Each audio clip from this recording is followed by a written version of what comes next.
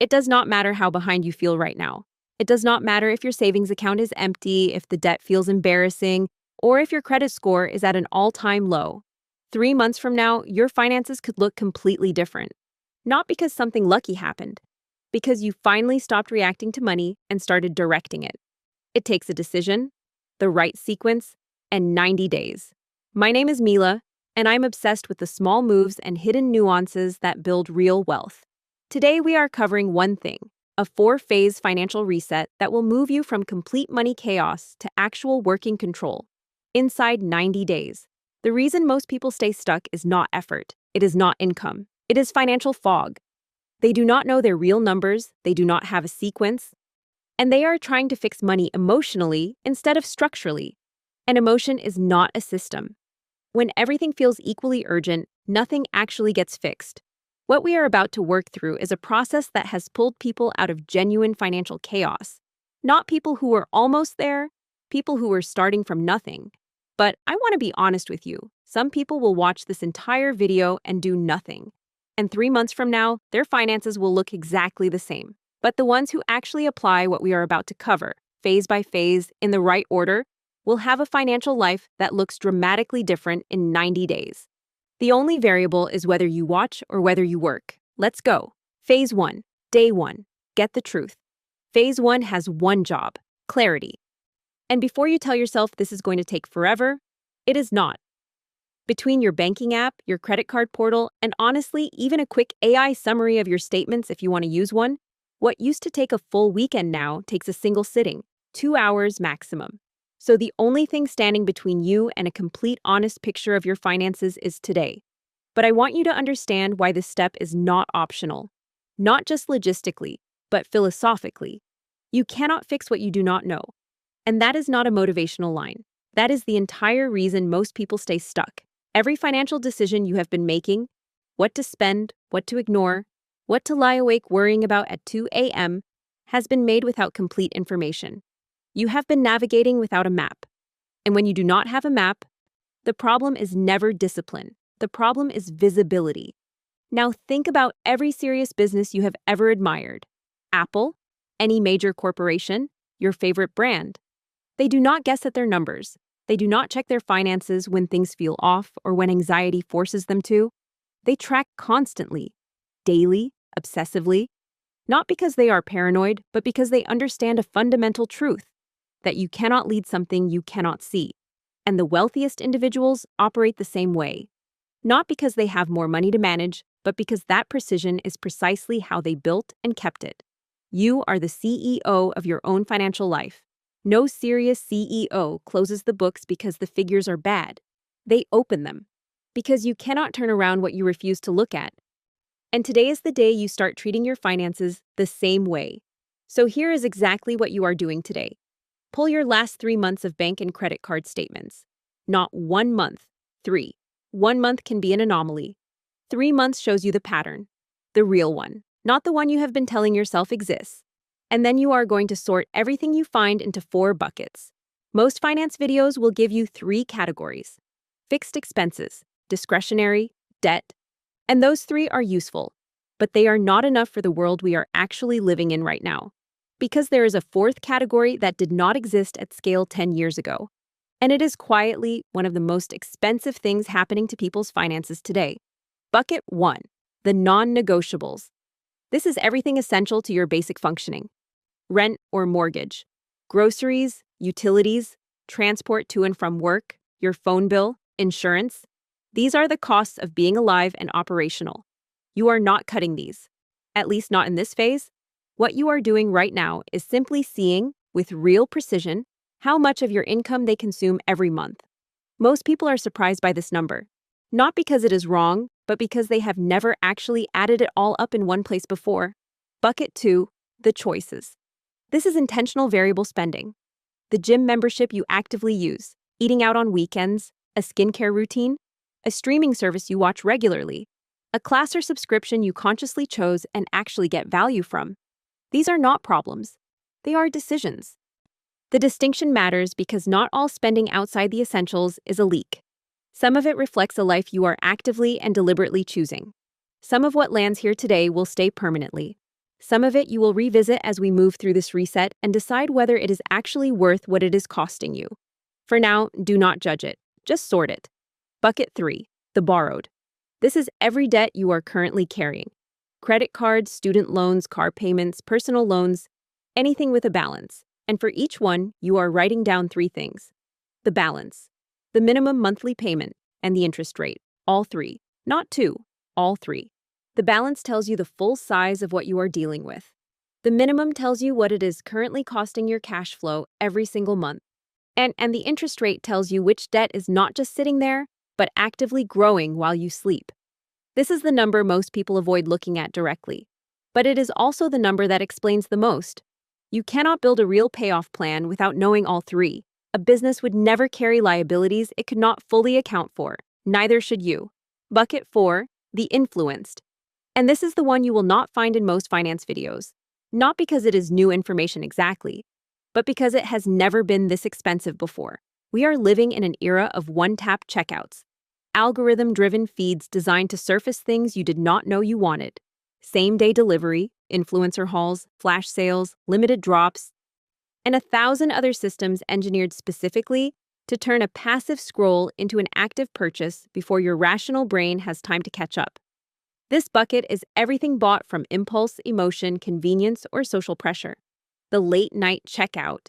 The purchase you made because you saw it 3 times on your feed and suddenly felt like you needed it. The going out because everyone else was going and saying no felt harder than saying yes. The product that was on sale so you bought it even though you were not looking for it. This is not a character flaw category. The word is influenced, not irresponsible, not weak, not undisciplined. You are marketed to, repeatedly and expertly, by people whose entire job is to make spending feel effortless and inevitable. That is not a personal failure. That is a trillion-dollar industry doing exactly what it was designed to do. But once you can see exactly how much the influence is costing you every single month, with a real number attached to it, you stop being a passive participant in your own financial life. And that shift alone is worth the entire exercise. Now here is how to calculate what all of this actually means. For each bucket, add up every transaction that falls into it across all 3 months of statements, then divide that total by 3. That gives you your average monthly spend for that bucket. Do that for all 4, then add all 4 monthly averages together. That combined number is your total monthly burn rate. Let us say your non-negotiables average $1,900 a month. Your choices add another $280. Your borrowed minimum payments total $400. And your influenced, once you add it up honestly, comes to $560. That is a total monthly burn rate of $3,140. Now, if your take-home is $3,200 a month, your gap is $60. $60. That is what an entire month of work is producing. And now, for the first time, you can see exactly why money always feels like it disappears. That number, income minus burn rate, is the verdict of phase 1. It tells you whether you are building, surviving, or quietly going backwards every single month. If that number is negative, you are spending more than you earn. Not occasionally, structurally. If it is 0, you are surviving but not building. And if it is positive, even a small one, that gap is your starting point. That is the number we are going to work with throughout this entire reset. Now, here is what most people actually find when they do this exercise for the first time. You might find that your non-negotiables alone are consuming 70 or even 80% of your take-home income, which explains exactly why money always feels tight no matter how careful you think you are being.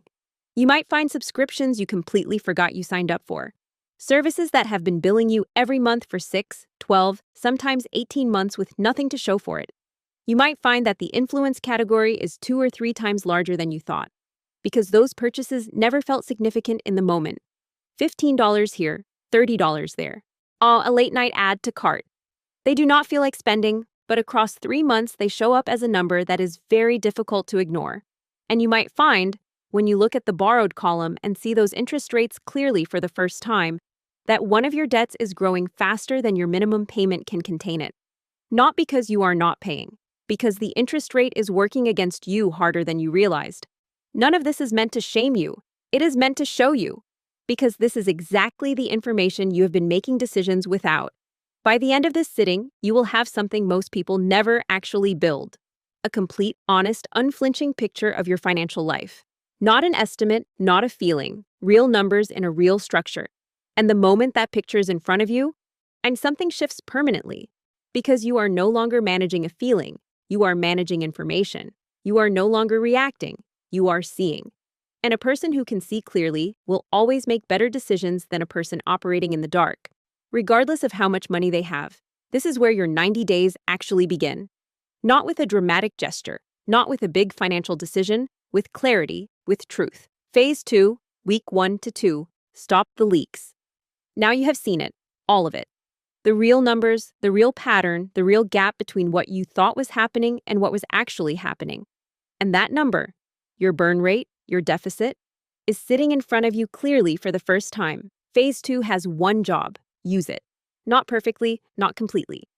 The goal of the next 2 weeks is not to rebuild your entire financial life. It is to stop the bleeding fast enough to create breathing room. Because right now, every day you wait is another day the leaks continue. So this is damage control. Deliberate, focused, and ordered. And the order matters because we are going from what is easiest to change right now to what is hardest. Starting with the hardest would overwhelm you into doing nothing. Starting with the easiest builds the momentum you need to face the rest. First, the influenced. This is where you start, not because it is the largest category necessarily, but because it is the most recoverable. Every purchase in the influence bucket was out of the ordinary for you.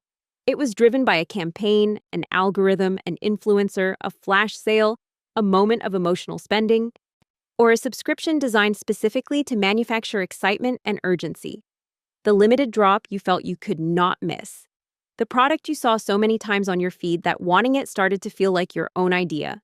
But before you do anything with this bucket, you need to identify what actually belongs in it. And there is one question that does that job cleanly. If you had been standing in a store, fully present, with your physical wallet in your hand, would you have bought this? Not at midnight, not after 3 hours of scrolling, not because it appeared in your feed 4 times that week. In a store, deliberately, would you have bought it? Go through every transaction in the influence bucket and hold it against that question. Everything that fails that test is confirmed influenced. Everything that passes may belong somewhere else. This is not a judgment exercise. It is a clarity exercise. The more honest you are, the more money you recover. Once you have identified everything that genuinely belongs in this bucket, you are going to move through 3 steps. In order. Step 1, return. Everything you can still return, return. Check the return windows, make the calls, package things up, and send them back. This is money sitting in your home right now, waiting to come back to your account. Most people never go and get it. You are not most people anymore. Step 2, cancel. Any subscription in this bucket that was sold to you on novelty, surprise, or manufactured desire, rather than a genuine recurring need, cancel it. Think mystery boxes. That monthly box of curated products you signed up for because the unboxing video made it look exciting. The whole product is the influence. There is no underlying need being fulfilled. That goes. Step 3, commit. No influenced buying for the next 90 days. Not forever, just for the duration of this reset. Because the influence is the only category where the solution is not budgeting. It is awareness. And 90 days of conscious intentional spending is long enough to break the pattern and build a new default. When the urge hits, and it will, come back to that question. Standing in a store, physical wallet in hand, would you still buy it? Second, the choices. This bucket is next because you chose everything in it, which means you have the power to unchoose it, edit it, or consciously reaffirm it. And choices are flexible by design, which means changing them does not require a lease break, a refinance, or a negotiation. It just requires a decision. But here's what most people miss about this bucket. The biggest leaks inside the choices are not always the obvious ones. They are the daily convenience decisions that never felt like spending because each one was small. The food delivery that costs $45 for a meal that would have cost $12 to make it home. The coffee at $4.80 every single morning, not because you particularly love it, but because stopping became part of the route. The Uber, because walking felt inconvenient. The takeout because cooking felt like too much after a long day. Add those up across a month and they are often $500, $600, and sometimes $700.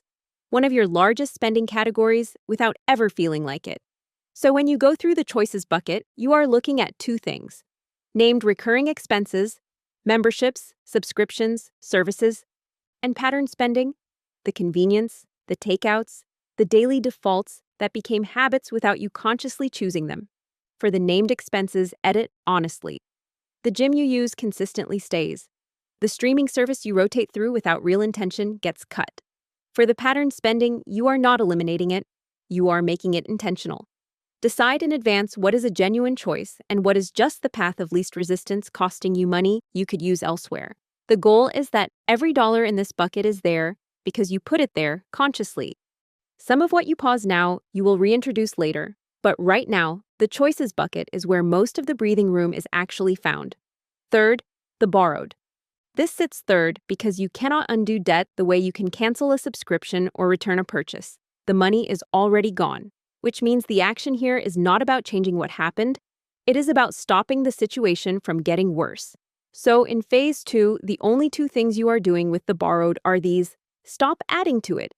If you are carrying a credit card balance, you are not adding new charges to it that you cannot pay in full this month. Not because credit cards are evil, they are not. But right now, your card may be functioning as a leak rather than a tool. At an average interest rate of around 21%, and every dollar you add to that balance and do not pay off is not just a dollar spent. It is a dollar that starts growing against you immediately. Phase 3 is where the full debt strategy gets built. But right now, the single most important thing is that you stop making the situation worse and look at your interest rates one more time. If you have a credit card with a high interest rate, call the company and ask for a reduction. This sounds intimidating. It works more often than people expect. You have been a customer, you pay on time, other cards offer lower rates. Say exactly that.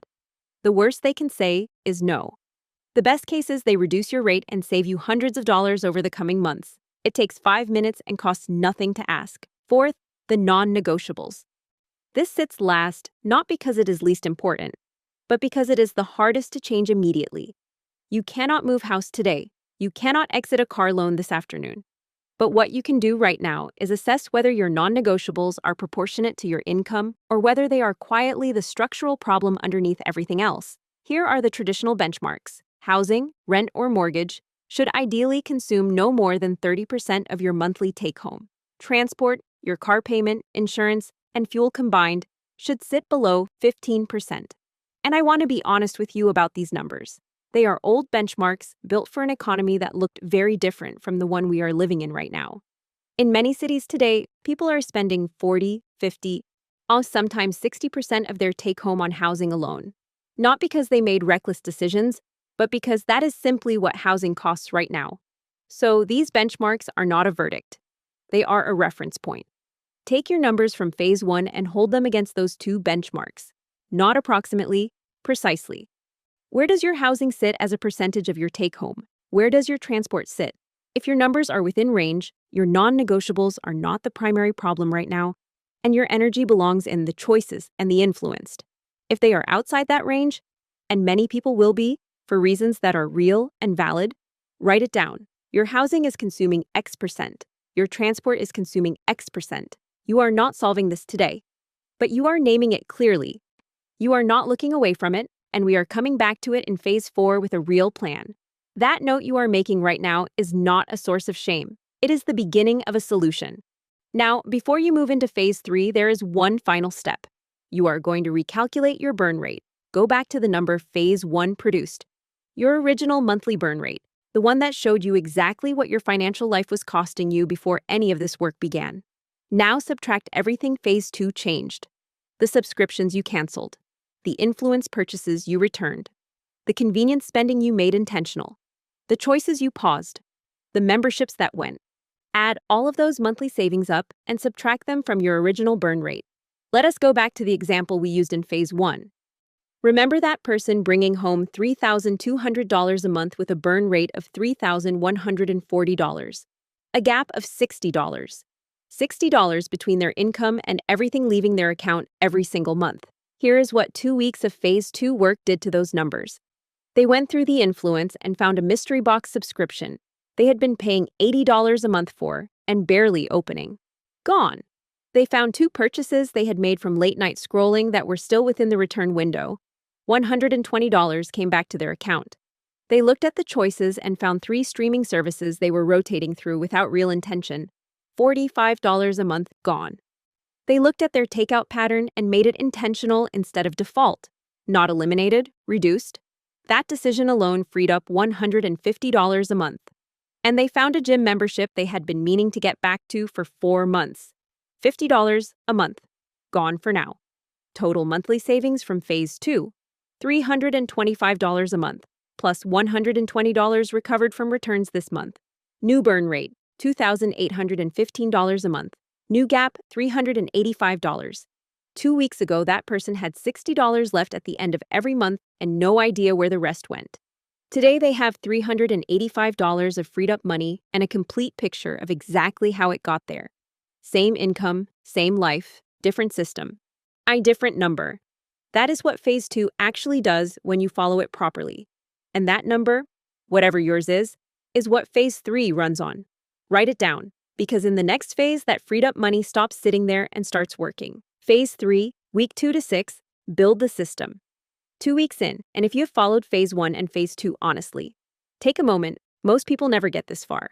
You looked at the real numbers, stopped the leaks, and you are still here, which means you are exactly the person Phase 3 was built for. Because Phase 3 is not for the people who watched. It is for the people who worked. And this is where the two groups we talked about at the beginning of this video start to separate permanently. Phases 1 and 2 are things most people can do. Looking at statements is uncomfortable, but it is passive. Canceling subscriptions requires a decision, but not a transformation. The people who watched this video and did nothing will have made it this far feeling informed, maybe even motivated, and then quietly return to exactly what they were doing before. 3 months from now, their finances will look identical. Or worse, Phase 3 is different. Phase 3 requires you to actually build something. And building something is where most people stop. Remember what we said about businesses. A CEO does not just read the reports and understand the problem. They build the infrastructure that makes the operation run correctly, with or without their constant attention. That is exactly what you are doing in Phase 3. You are building the structure that makes your money run properly, automatically, consistently, without relying on memory, willpower, or good intentions on a Tuesday evening when you are exhausted and your phone is full of things that cost money. Because here is the truth about discipline. It is not scalable. You cannot rely on willpower to make good financial decisions every single day for the rest of your life. Some days the impulse will be strong and the resistance will be low. A system built on discipline alone will always eventually fail, because discipline is a human resource, and human resources run out. Systems do not run out. They just run. Phase 3 runs from week 2 through week 6, 4 weeks, 5 steps. And by the end of it, your money will no longer feel like something that happens to you. It will feel like something you are running. Step 1. Structure your accounts. Right now, there is a good chance all of your money lives in one place. It comes in, it sits there, and it leaves. For bills, for groceries, for everything. All from the same account, all mixed together, all feeling like one undifferentiated pool of money that is either there or not there. That structure, or lack of it, is part of why money feels chaotic. When everything lives together, you cannot see what is allocated and what is available. So you spend based on what the balance looks like rather than what is actually free to spend. The fix is simple. You are going to separate your money by purpose. You need 3 accounts at minimum. Your main checking account, this is where your income lands and where your fixed bills are paid from. A spending account. This is the money available for your day-to-day choices, your groceries, your transport, your intentional variable spending. And a savings account, completely separate, ideally at a different bank, where your emergency fund and your savings goals live. The reason the savings account should sit at a different bank is not complicated. Out of sight is genuinely out of mind. When your savings are in a different institution, you do not see that balance every time you check your spending. It is there when you need it and invisible when you do not. That psychological distance is not a trick. It is a structural advantage that makes saving easier without requiring any additional willpower. And while we are talking about savings accounts, if your money is currently sitting in a traditional savings account earning the national average of around 0.4%, you are leaving money on the table. High-yield savings accounts at online banks are currently paying significantly more than that. The account takes 10 minutes to open. The difference in interest earned over 12 months on even a modest balance is meaningful. This is one of the easiest and most overlooked upgrades in this entire reset. Step 2. Automate everything. Once your accounts are structured, you are going to make the system run itself. And this is the step that changes everything, because it removes the single biggest point of failure in most people's financial lives: the decision. Every time you have to decide whether to transfer money to savings this month, whether to make an extra debt payment, whether to invest before spending, you are relying on a moment of discipline to beat a moment of temptation. And that is not a fair fight. Temptation has the home advantage. It is immediate, visible, and emotionally compelling. Automation eliminates the fight entirely. You set the rules once, and the money moves before you ever see it or touch it. Paying yourself first is not a motivational concept. It is a mechanical one. When your income arrives, the first transfers that happen are to your savings, your emergency fund, and your debt payments, not whatever is left over after spending. Whatever remains after those transfers is what you actually have available to spend. And because it happened automatically, you never had to choose it in the moment. Set up automatic transfers on the day your income arrives or the day after. Not at the end of the month, not when you remember. The day income lands. Because money that sits in a checking account has a way of becoming spent money before the month is over. Automation closes that window before it can cost you. Let us bring back our example to show what this looks like in practice. That same person now has $385 freed up every month. With automation in place, the moment their income lands, $385 is already allocated before they touch a single dollar of it. $150 moves automatically to the high-yield savings account toward the emergency fund. $235 moves automatically as an extra debt payment on top of the minimum. The checking account reflects what is actually available to spend. No decision required, no temptation to navigate. The system already moved the money somewhere it could grow. Step 3. Build your emergency fund. Before you aggressively pay down debt, before you invest, before anything else, you need a starter emergency fund. And the reason this comes first is not arbitrary. It is structural. Without an emergency fund, every unexpected expense becomes a debt event. Your car needs a repair, and it goes on the credit card. A medical bill arrives, and you take out a personal loan. Each emergency pushes you further into debt, which makes it harder to build savings, which leaves you more vulnerable to the next one. The target is $1,000, not 3 to 6 months of expenses. That is the long-term goal, and we will get there. But $1,000 is the number that breaks the cycle. It is the buffer between you and the next unexpected expense becoming a financial crisis. And it is the psychological threshold where your account crosses into 4 figures for the first time, which feels different than 3 figures in a way that is hard to fully explain until you experience it. If the money you freed up in phase 2 is small, build this first. Sell things you no longer use and redirect every dollar here until you hit $1,000. Once you have it, keep it in your separate high-yield savings account and do not touch it for anything that is not a genuine emergency. Once the $1,000 emergency fund is in place, you split the money you freed up every month. Some toward debt, some toward building the emergency fund toward its longer-term target of 3 to 6 months of living expenses. The split does not have to be dramatic. Even a 70-30 split between debt and savings builds both simultaneously and keeps momentum going in both directions. In our example, $150 going to savings every month gets them to $1,000 in under 7 months. But they are not starting from zero. The $120 recovered from phase 2 returns goes in immediately on day 1, which means the target is already closer than it looks. Step 4. Build your debt strategy. Now that the emergency fund is started and automation is in place, you are ready to build a real debt payoff plan. But before we talk about the 2 methods, I want you to understand what debt is actually costing you, because most people know they have debt. But very few have looked directly at what it is doing to their finances in real numbers. The average credit card interest rate right now is around 21%. That means if you are carrying a balance of $5,000 and paying the minimum every month, which is typically around $100, it will take you about 10 years to pay that debt off. And by the time it is gone, you will have paid roughly $7,000 in interest alone on a $5,000 balance, more than doubling what you originally spent. Read that again. More than doubling. The total cost, roughly $12,000 for $5,000 of purchases, most of which you probably cannot fully remember buying. Now, here's what changes when you pay an extra $100 a month on top of that minimum. Instead of 10 years, that debt is gone in under 3 years. And instead of roughly $7,000 in interest, you pay around $1,600.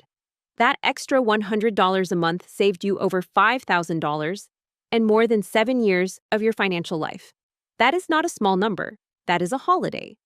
That is an emergency fund. That is the beginning of an investment account. And it came from one extra $100 a month directed intentionally at the right debt. This is why the debt strategy matters, not as a concept, as a calculation. Now, there are two approaches. The first is the avalanche method. You pay minimums on every debt and direct every extra dollar toward the debt with the highest interest rate first. Mathematically, this is the most efficient approach. You pay the least total interest and you get out of debt fastest on paper.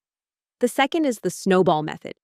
You pay minimums on every debt and direct every extra dollar toward the smallest balance first, regardless of the interest rate. This is not mathematically optimal, but eliminating your first debt completely, however small, does something to your psychology that a spreadsheet cannot capture. It makes the whole process feel winnable. And feeling like it is winnable is often what keeps people in it long enough to actually win. Both methods work. The one you will actually stick with is the right one for you. What matters is not which method you choose. It is that you choose one. Set up the extra payment as an automatic transfer on the day your income lands.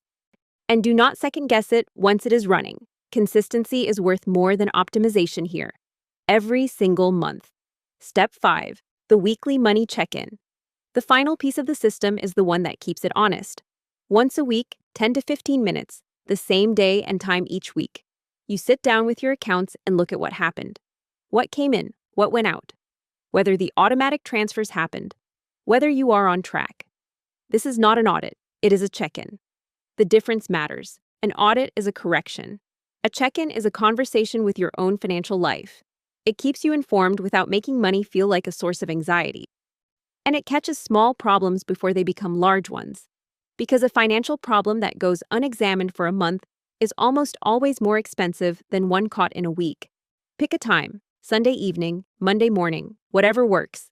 Put it in your calendar as a recurring appointment and treat it with the same seriousness you would give any other commitment in your life. Because this 10-minute habit is what makes everything else in Phase 3 sustainable over time. By the end of Week 6, something will have changed that is difficult to fully articulate until you feel it yourself. Money will no longer feel like something that happens to you. It will feel like something you are running. The anxiety that used to sit quietly in the background, that low-grade hum of financial uncertainty that never fully went away, will be meaningfully quieter. Not because everything is solved, because you have a structure, because the system is running, because you finally know where your money is going and you put it there on purpose. That is not a small thing. For a lot of people, that feeling of actual financial control is something they have never experienced as an adult. Phase 4, Week 6 to 12. Build forward.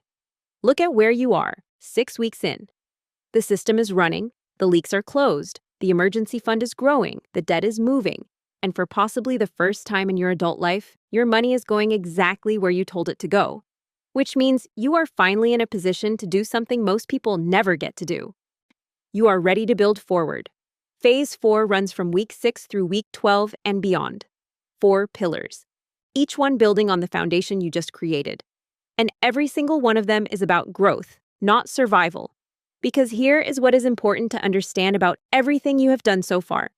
Phases 1, 2, and 3 were about building the floor, seeing the truth, stopping the damage, building the structure. That was the foundation of wealth, and most people never even get that far. Phase 4 is different. Phase 4 is where the building actually begins, where the money you have organized and protected starts working for you instead of disappearing from you. This is where you stop solidifying the foundation and start growing what sits on top of it. Let us get into the first one. Pillar 1, investing. Start simple, start now.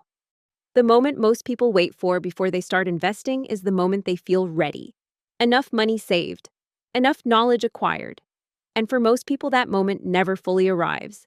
Because there is always more to learn, always more to save, always a reason to wait a little longer. Phase 4 is where you stop waiting. But before we talk about where to invest, let us talk about why investing is not optional if building wealth is the goal. A savings account is essential. We built one in Phase 3, but a savings account alone will never build wealth. The interest it earns will never outpace inflation over the long term. What actually builds wealth, real, compounding generational wealth, is ownership, owning assets that grow in value over time. And the most accessible way for an ordinary person to own appreciating assets is through investing in the stock market consistently over a long period of time. That is not a theory. That is over a century of data. And the first place you start is not the stock market. It is your employer. If your employer offers a 401k with a matching contribution, and you are not currently contributing enough to capture the full match, that is the single most urgent financial move available to you right now. Here is why. An employer match is an immediate 100% return on every dollar you contribute up to the match limit. If your employer matches up to 5% of your salary and you are only contributing 3%, you are leaving 2% of your salary on the table every single month, not in the future. Now, that is part of your compensation that you are not collecting. Before you direct freed up money anywhere else, before the Roth IRA, before the index fund, before the brokerage account, make sure you are contributing at least enough to capture every dollar of your employer match. Most employers match somewhere between 3 and 6% of your salary. Check your benefits documentation today if you do not know your number. Then adjust your contribution to meet it. Once the match is captured, the next layer is a Roth IRA. A Roth IRA is particularly powerful because your money grows completely tax-free, meaning every dollar of growth inside that account is yours to keep when you eventually withdraw it in retirement. As of 2026, you can contribute up to $7,500 a year if you meet the income requirement. You do not need to contribute the maximum to start. You just need to start. Then, if you have additional money to invest beyond the 401k match and the Roth IRA contribution, open a brokerage account and buy an S&P 500 index fund. An S&P 500 index fund gives you ownership of a tiny slice of 500 of the largest companies in the United States in a single purchase. It is diversified by design. It is low cost. And it has returned an average of roughly 10% annually over the past century, through recessions, crashes, pandemics, and every other crisis you can name. The sequence is always the same: 401k up to the employer match first, Roth IRA second, brokerage account third. Now, let us bring our example into phase 4. Remember that person: $385 freed up, $150 going to savings, now $235 toward debt. By week 6, the emergency fund is started and the debt is moving. Now they reallocate. The debt payment continues, but $50 a month is redirected into a Roth IRA invested in an S&P 500 index fund. Just $50. The amount most people spend without thinking twice on a single evening out. Here is what that $50 a month becomes. In 10 years, $6,000 contributed. Account value, approximately $10,000. In 20 years, $12,000 contributed. Account value, approximately $38,000. In 30 years, $18,000 contributed.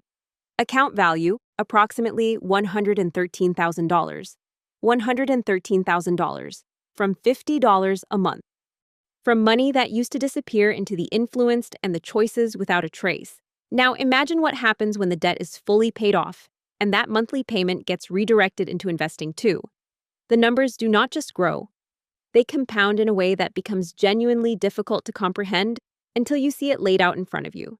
This is why starting matters more than the amount. The investor who starts with $50 today will almost always end up wealthier than the person who waits until they can invest $500, because time is the ingredient that cannot be bought back. Every month you wait is a month of compounding you cannot recover. Set up automatic monthly contributions at every level you can currently afford. Because the habit of investing consistently is worth more in the long run than the perfect amount invested inconsistently, and it is available to you right now. Pillar 2, income growth, the other side of the equation. Everything we have done in this reset so far has been about managing what comes in more intelligently, but there is a ceiling on how much you can cut. You cannot reduce your expenses below zero. There is no ceiling on how much you can earn. Phase 4 is where you look at the income side of the equation seriously for the first time.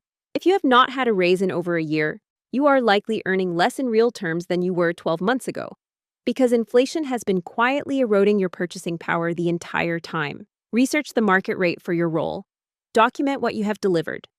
And have the conversation with your employer. You may not get an immediate yes, but you will have planted a seed.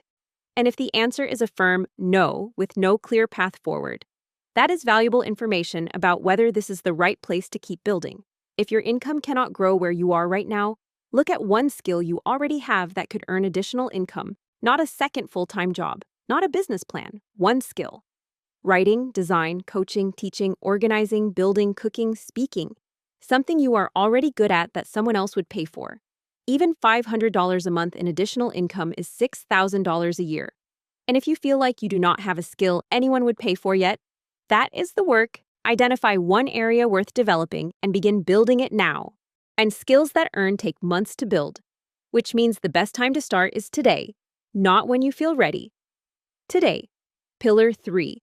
Non-negotiables revisited. Remember that note you made in Phase 2? The one about your housing percentage or your transport costs sitting outside the benchmark range. Phase 4 is where that note becomes a plan. For housing, the honest truth is that your options mid-lease are limited. You cannot break a lease without cost, and moving is expensive even when it saves money long-term. But you can do two things right now. First, research what comparable housing in your area actually costs today. Because the market may have shifted since you signed, and you might be paying above or below what you think. And second, decide before your next renewal whether you are staying or moving. Not in the moment when the landlord sends the renewal paperwork. Now, with clear eyes and a real number in front of you. Because renewal decisions made in advance are almost always smarter than renewal decisions made under time pressure. And if the honest answer is that your housing is consuming too much of your income to ever get ahead, it may mean temporarily downgrading, not forever. Just long enough to build the financial breathing room that changes everything else. That is not a step backwards. That is a strategic move forward. For transport, the options are more immediate and more powerful than most people realize. Your car may be one of the single largest financial decisions you are currently making. And most people made it without fully understanding what it would cost them over time. If you are currently paying a car note, the first thing to do is refinance if interest rates have dropped since you took the loan out. One phone call to your bank or credit union could reduce your monthly payment meaningfully without changing anything else about your situation. If your car note plus insurance plus fuel is consuming more than 15% of your take-home every month, the harder but more powerful question is whether the car is worth what it is costing you. Selling and downgrading is not a failure. It is a structural decision. The difference between a car note of $600 a month and a car note of $300 a month is $3,600 a year. That is an emergency fund. That is an investment account. That is a debt eliminated. For a car, if you are mid-loan, calculate the payoff amount and compare it to what the car would sell for today. Sometimes selling a car that has positive equity, meaning it is worth more than what you owe, and buying something reliable and less expensive outright is a net financial win even after all the costs of the transaction. Not always, but often enough that it is worth running the numbers before assuming you are stuck. The car you drive is a choice. It may feel like a fixed cost, but unlike rent, it is one of the few non-negotiables that has real flexibility. And in Phase 4, with a system running and a clear picture of your finances, you are finally in a position to make that decision with full information instead of a feeling. Pillar 4, track your net worth. The final pillar of Phase 4 is net worth tracking. And this is where financial progress becomes visible in a way that a bank balance alone never shows you. Your net worth is simple. Add up everything you own that has value. Your savings account balance, your investment account, any other assets. Then subtract everything you owe, your credit card balances, your car loan, your student loans, any other debt. The number you are left with is your net worth. It might be negative right now. That is okay. The number itself is not the point. The direction is. Because once you start tracking this number monthly, you will see something that the day-to-day of managing money never shows you. That you are moving. That the debt is going down. That the savings are going up. That the investments are beginning to grow. That the gap between what you own and what you owe is closing every single month. That movement is the proof that everything you built in the last 12 weeks is working. And that feeling of watching the numbers actually move in the right direction is one of the most powerful motivators in this entire journey. It does not just confirm the system is working, it makes you want to keep going. And here is what all of that work actually produces. 90 days from now, if you did the work, here is where you should be. You have a complete, honest picture of your financial life for the first time. The leaks are closed, the influence spending has stopped, the system is running automatically. The emergency fund has started and is growing every month without you having to think about it. The debt is moving, and you know exactly when it ends. And somewhere, in an account you set up in phase 4, an investment is quietly compounding in the background, small right now, but started. And started is everything. That is not a small thing to have built in 90 days. But here's what makes this genuinely exciting. 90 days is just the beginning of a trajectory. At 6 months, the debt is meaningfully smaller and the emergency fund is closer to its full target. At 9 months, the system has become part of how you live. You are not managing your money anymore, your money is managing itself. At 1 year, your financial life looks so dramatically different from where this video started that the person you were when you pressed play would barely recognize it. And at 5 years, with consistent investing, a growing income, and a system that has been compounding quietly the entire time, you are not just financially stable. You have built the kind of financial freedom most people spend their whole lives waiting to feel and never do. Because they never built the system that makes it possible. The only difference between that person and the one watching this right now is a decision, a sequence, and 90 days. You already have all three, so the only question left is what you do with them. If this helped you, share it with someone who needs it, because the person who needs this video most probably does not know it exists yet.